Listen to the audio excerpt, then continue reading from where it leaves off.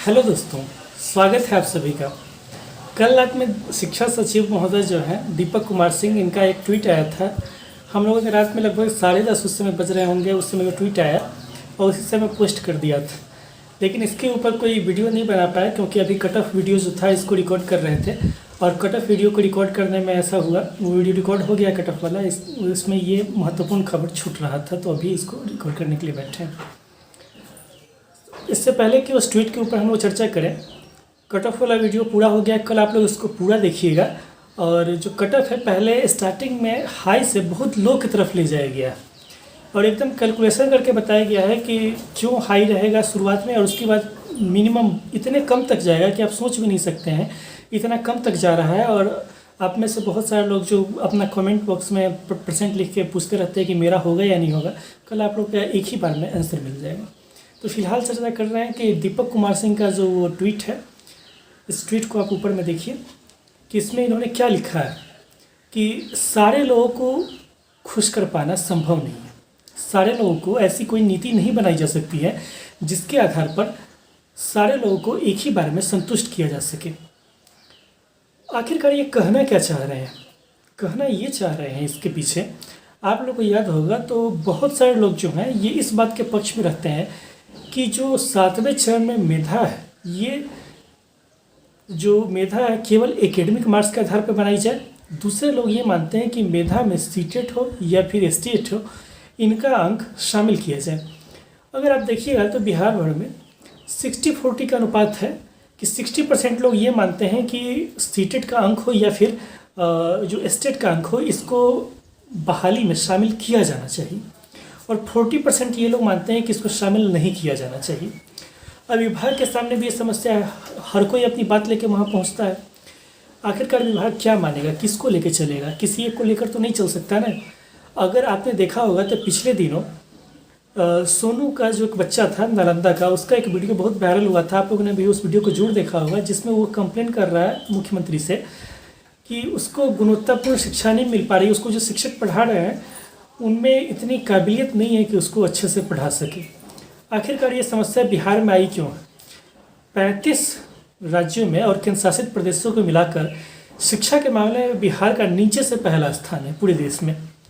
इसके बाद अगर आप देखेंगे तो अक्सर वीडियो में आप लोगों ने देखा होगा, टीवी पे भी देखा होगा कि जब मीडिया वाले किसी स्कूल में पहुंचते हैं तो वहाँ अगर स्कूल के शिक्षकों से पूछा जाता है कि आप ये बताइए कि एप्पल का स्पेलिंग क्या होता है या फिर स्कूल का स्पेलिंग क्या है, या फिर अभी हाल फिलहाल में एक वीडियो आया था जिसमें एक ज़िले का था, ज़िले के नाम ध्यान में नहीं आ रहा है, कि जिलाधिकारी थे, वे पूछ रहे थे कि किसी शिक्षिका थे, उनसे पूछा कि संज्ञा की परिभाषा बताइए कि आप बच्चों को संज्ञा कैसे पढ़ाएंगे। संज्ञा की परिभाषा भी नहीं बता पाई सही से। आप मानिए कि जब वो नहीं बता पा रही हैं तो बच्चों को क्या पढ़ाएंगी?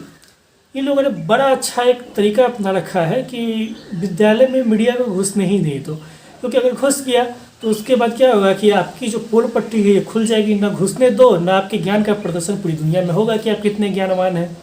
ठीक है, मैक्सिमम लोग वो हैं जो 2004-5 के आसपास बिहार में बहाली हुई थी, डिग्री दिखाओ नौकरी पाओ। आपके घर के जो लोग होंगे आसपास उनसे पूछ सकते हैं। उस समय ये हाल था कि आप सिर्फ मैट्रिक इंटर का सर्टिफिकेट दिखाइए और आपको नौकरी मिल गई। न सीटेट के पास करने की ज़रूरत थी, न ट्रेनिंग का BA DLED का कोई ज़रूरत ही नहीं था। बस मैट्रिक इंटर का सर्टिफिकेट लेके आइए, BA का सर्टिफिकेट लेके आइए, नौकरी लेके जाइए। इसका नतीजा ये हुआ, लोगों ने जम के जाली सर्टिफिकेट बनाया।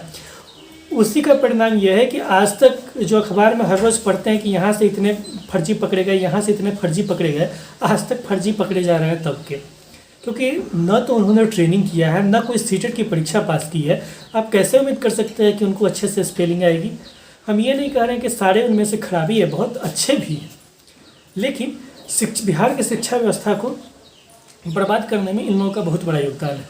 तो फिलहाल जो सोनू प्रकरण हुआ है वो हर महीने जो अखबार में खबर आते हैं कि यहाँ से इतने फर्जी शिक्षक पकड़े गए, ये पूरे देश में बिहार का शिक्षा व्यवस्था में नीचे से पहला स्थान है ये।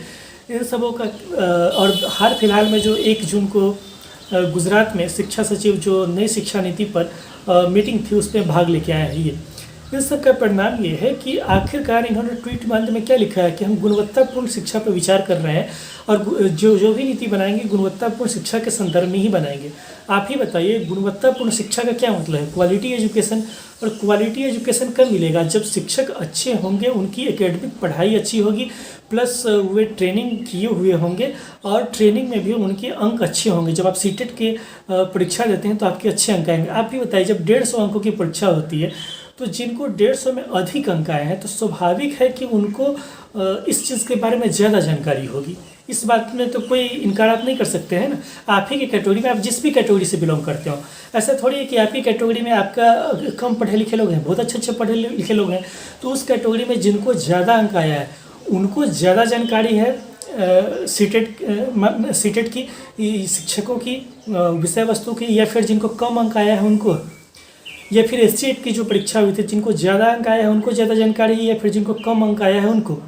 ये मत कहिएगा भाई कि 10th में जिनको कम अंक 10th में तो ज़्यादा नंबर था तो इसके आधार पर क्या वो फालतू हो गया? भाई जिसको 10th में ज़्यादा अंक था, 10th में जिसको 98% है तो उसको डायरेक्ट का जिला मजिस्ट्रेट बना दिया जाए क्या? ऐसा नहीं होता ना। यूपीएससी का एग्ज़ाम होता है, उस एग्ज़ाम में जो अंक आता है उसी को आधार बनाया जाता है।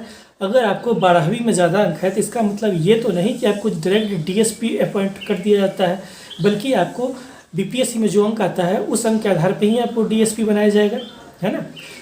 तो यहाँ पर ये बात ध्यान रखिए कि किसी भी एग्ज़ाम में इस देश में कोई भी वैकेंसी निकलती है तो वहाँ पर उसके लिए जो स्पेशल एग्ज़ाम लिया जाता है उसका अंक महत्वपूर्ण होता है।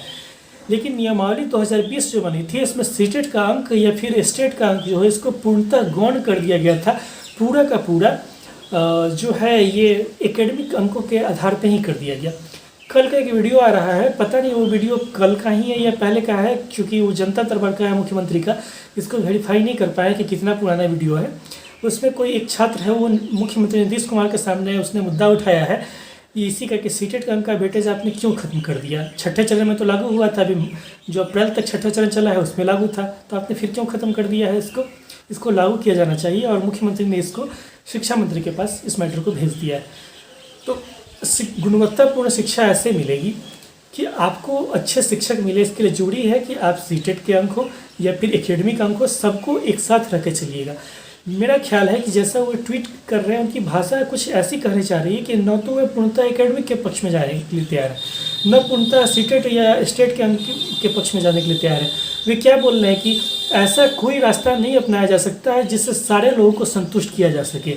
इसको दूसरे शब्दों में ऐसा भी तो कहा जा सकता है कि ऐसा रास्ता अपनाया जा सकता है जिससे अधिकतर लोगों को संतुष्ट किया जा सके। और अधिकतर लोगों को संतुष्ट करने का क्या तरीका है? अगर आप 50-50 कर देते हैं तो भी मैक्सिमम लोग संतुष्ट हो जाएंगे, क्योंकि दोनों की बात रह जाएगी। एकेडमिक वालों की भी बात रह जाएगी क्योंकि उनका भी 50% लिया जा रहा है, सीटेट वालों की भी बात रह जाएगी क्योंकि उनका भी 50% लिया जा रहा है, तो इसमें कोई झगड़ा होगा ही नहीं।